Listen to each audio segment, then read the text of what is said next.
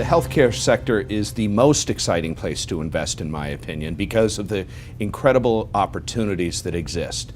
It's about 15 to 20% of our GDP today, going to about 30% over the next 20 years. So there's tremendous opportunities for growth, and we need better healthcare in the United States. Maybe it's because I am a Medicare Medicaid lawyer, but I think that the most important trend right now is that even though in the United States we are a mixed model of both private payers and government payers, the government is the dominant purchaser of healthcare goods and services, will remain and grow as an increasing purchaser of healthcare goods and services, and is the enforcer of compliance related to the privilege that people have in having their goods and services covered and paid for by government health programs.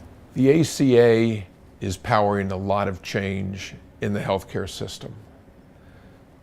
Some of it relates to the advent of the health insurance exchanges and the new lives that are being covered. A lot more of it is related to the vast sums of money that have been introduced into the Medicaid program as Medicaid access has been expanded around the country. The first thing you have to do when you touch a healthcare company is to figure out what I call their payer mix. And it may be that they are direct deliverers of healthcare goods and services, so you can see to what extent government receivables are dominant in that particular company's book of business.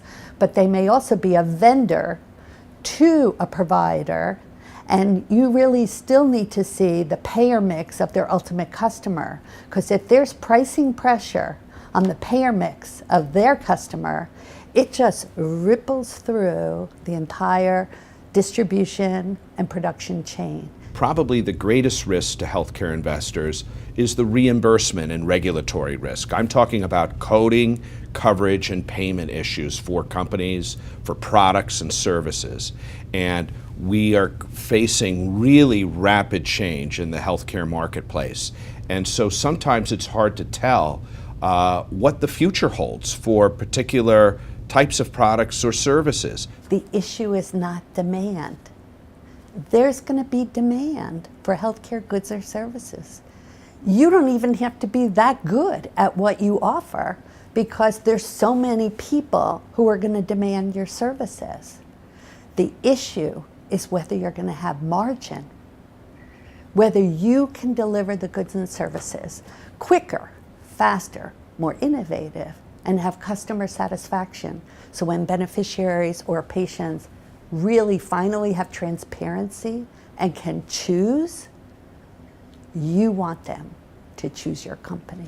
To me, the most exciting trend in healthcare today is the shift in reimbursement from volume to value.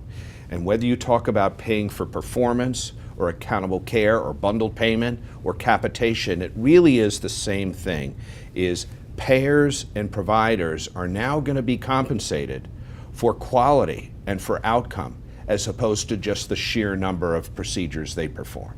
For the lawyers and consultants in our firms, many of which cut their teeth developing the nation's first HMOs, this is a little bit of back to the future, but we are really enjoying helping our clients develop their ACOs and other methods to respond to the press for value-based payment.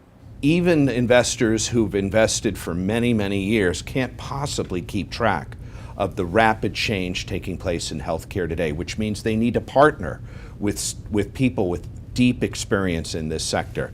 We're able to help quantify the risks today, forecast where regulatory and reimbursement trends are going in the future, and work with these companies to help meet those new challenges head on.